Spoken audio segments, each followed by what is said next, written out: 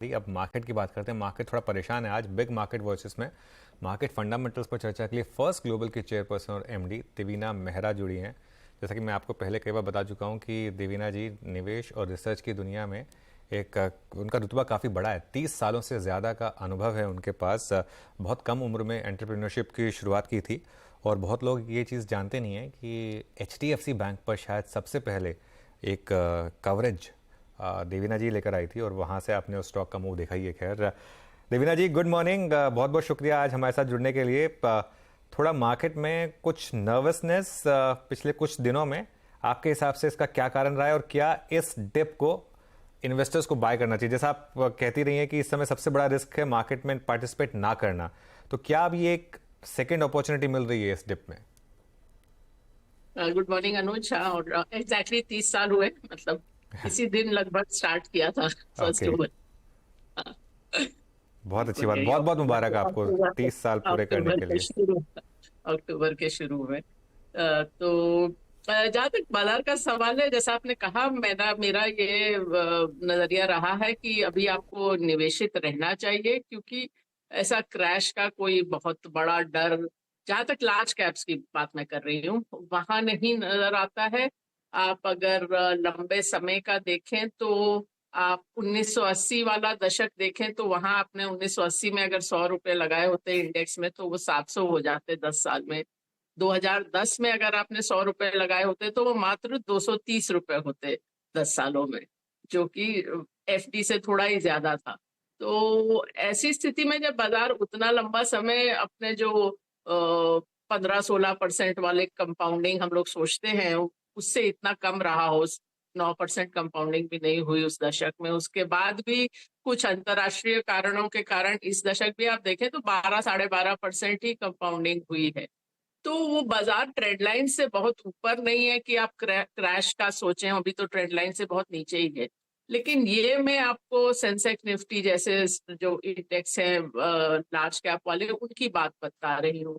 उसी तरह का अगर आप लंबा समय देखें स्मॉल कैप्स में, तो बहुत सारे लोग निवेशक बाजार में नए आए हैं, उनको शायद इतिहास मालूम नहीं है कि स्मॉल कैप में जब तेजी आती है तब तो बहुत अच्छी लगती है, लेकिन वो जब क्रैश करता है तो वो फिर बहुत लंबे समय तक आपको कोई मौका नहीं देता है। आप 2008 में देखें तो वो जो हाई था वहां से 14 महीनों में इंडेक्स लगभग 80%, मतलब 78% टू बी एग्जैक्ट, गिरा।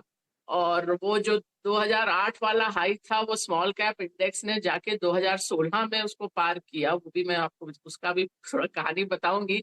2017-18 में आपने फिर बड़ी तेजी देखी स्मॉल कैप्स में, लेकिन उसके बाद भी लगभग 2/3 का क्रैश आया। तो आपको किसी समय से कोई दिखाएगा, क्योंकि जब वो क्रैश अगर 80% आता है ना, तो वो उसके बाद वो उसको जीरो तक आने में 5 गुना होना पड़ता है इंडेक्स को। तो कोई ना कोई आपको दिखाएगा कि इस पीरियड में इंडेक्स 5 गुना हो गया था स्मॉल कैप का। और दूसरी बात स्मॉल कैप इंडेक्स में ये भी रहती है कि हर वर्ष उसमें बहुत बदलाव आता है, तो लगभग 5-6 साल में वो इंडेक्स ही पूरा बदल जाता है। तो 2016 में जो दोबारा से हाई बना वो स्टॉक्स ही अलग थे। जो 2008 में गिरे थे वो स्टॉक्स तो बहुत सारे चले ही गए बाजार से, पेनी स्टॉक बन गए, जीरो हो गए। तो ये वाला जो हिस्सा है बाजार का जहां इतना पैसा अभी आ रहा है, मैं देख रही थी म्यूचुअल फंड्स में भी लार्ज कैप से लोग एक तरह से पैसा निकाल के, आप अगर औसत में देखें तो निकाल के स्मॉल कैप्स में डाल रहे हैं। और अभी किसी ने मुझे ये स्टैटिस्टिक भी दिखाया था कि आप स्मॉल कैप म्यूचुअल फंड्स को देखें तो वो जितने स्टॉक्स में निवेश करते थे उनकी तादाद काफी बढ़ गई है, क्योंकि पैसा इतना आ रहा है कि आपको वो जो आपका मापदंड था ये निवेश करने का, वो आपको नीचे करना पड़ रहा है, जिससे कि उतना पैसा आप निवेश कर सके। तो ये सब थोड़ा सा रिस्क वाली बातें हैं, तो वहां पर आपको सावधान रहना चाहिए। ओके, तो इस समय बड़ी अपॉर्चुनिटीज, बड़ी थीम्स आपने क्या आइडेंटिफाई की हैं फर्स्ट ग्लोबल में?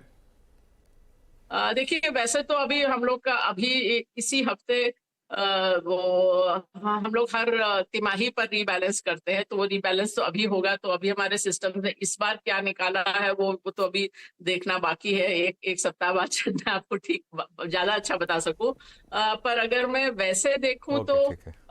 जो सेक्टर हम लोगों को काफी समय से अच्छा लगता रहा है, मैंने पहले भी आपके चैनल पर बात की है, वो है कैपिटल गुड्स और इंडस्ट्रियल मशीनरी।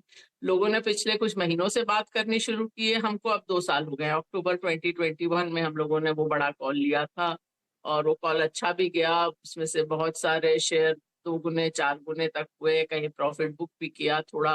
यू नो एक स्टॉक से दूसरे स्टॉक में गए, पर वो स्पेस अभी तक तो अच्छा रहा है। अभी देखते हैं इस बार सिस्टम क्या कहता है कि अभी भी अच्छा उतना है कि नहीं है, पर वो एक स्पेस अच्छा रहा है। इस कैलेंडर ईयर में जहां हम लोगों ने निवेश बढ़ाया है, ऑटो कंपोनेंट्स, फार्मास्यूटिकल्स, एक दो कंस्ट्रक्शन कंपनीज, और कुछ चीजें तो खैर सेक्टर के हिसाब से नहीं भी होती है। तो ये लगभग होगा जहां पर हम लोगों ने निवेश, हमारे सिस्टम्स को अच्छा लगा है। जहां पिछली तिमाही में घटाया है तो वो है बैंक्स, खासकर प्राइवेट बैंक्स। तो ये उसी पर लगभग होगा हमारा देवीना जी, उसी पर आ रहा था मतलब मैं। एलोकेशन। आईटी में थोड़ा हाँ। थोड़ा ओवरवेट होंगे, पर बहुत ज्यादा नहीं। नहीं, मैं उसी पर आ रहा था। ये अब एचडीएफसी बैंक मार्केट का सबसे बड़ा सरदर्द बना हुआ है अभी के लिए। अब इस समय क्या व्यू बन रहा है यहाँ पर मर्जर के बाद? देखिए अनुज, मेरा हमेशा बैंकिंग पे किसी ने मुझे ये बोला कि ये तो मैडम आपका तकिया कलाम हो गया है कि आप बैंक में निवेश करने से घबराती है या नर्वस रहती है। मैंने कहा बात सच्ची यही है कि किसी भी लेंडर में निवेश करने में डर यही रहता है कि मालूम नहीं रहता कहाँ पर कुछ छुपा हुआ है जो आपको नहीं मालूम है, जो नेगेटिव सरप्राइज आने वाली है। इसलिए मैं थोड़ा डर के निश्चल हूँ बैंक्स में। अगर शायद बैंक्स इंडेक्स का इतना बड़ा हिस्सा होता है तो मैं उसकी तरफ देखती भी नहीं। तो 2022 तक तो हम लोगों ने, पहले जब हम लोग का पीएमएस स्टार्ट हुआ 2020 से, तो 2 साल तक तो बहुत ही कम निवेश किया बैंक्स में, जो कि काम भी आया क्योंकि 2020 में निफ्टी शायद अकेला सेक्टर इंडेक्स था जो डाउन था। 2021 में वो बाजार 22% बढ़ा, ये खाली 11% बढ़ा। तो उसके अलावा जो ये बाकी के जो अब 2022 में हमको लगा कि अब थोड़ा चेंज हुआ है साइकिल में, बहुत सारा एनपीए साइकिल निकल गया और ये सब।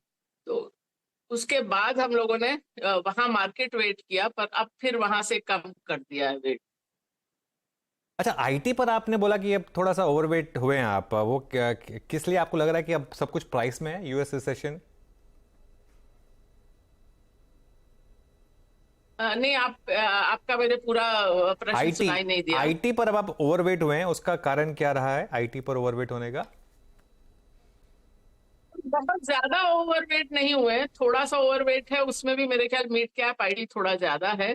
तो रिसेशन तो मतलब कम से कम स्लो डाउन तो है उनकी यूजर जो देश है, लेकिन उसमें ऐसा नहीं है कि वो पूरा जो क्षेत्र है या पूरी वो इंडस्ट्री है वो बहुत खराब लग रही है। वो चीज नहीं लगती है, क्योंकि फिर भी इस इंडस्ट्री में थोड़ा प्रिडिक्टेबिलिटी है, आगे क्या होने जा रहा है कुछ तो आपको मालूम है। इसमें होता यह है कि जब स्लो डाउन आता है ना, तो आपकी सेल साइकिल लंबी हो जाती है। मतलब जो आपको लगा कि ये डील इस तिमाही में हमारी साइन हो जाएगी, वो हो सकता है 3 महीना 6 महीना आगे चले जाए। लेकिन जो पूरा जो एक आप अगर लॉन्ग टर्म उससे देखें, तो ये तो बात है ही कि ज्यादा कंट्री जो कंपनीज हैं वो जो नॉन टेक्नोलॉजी कंपनीज में भी टेक्नोलॉजी महत्वपूर्ण होती जा रही है, डिजिटाइजेशन बढ़ रहा है। तो वो चीज, वो एक बड़ा ट्रेंड है जो लॉन्ग टर्म ट्रेंड है, वो नहीं बदलता है।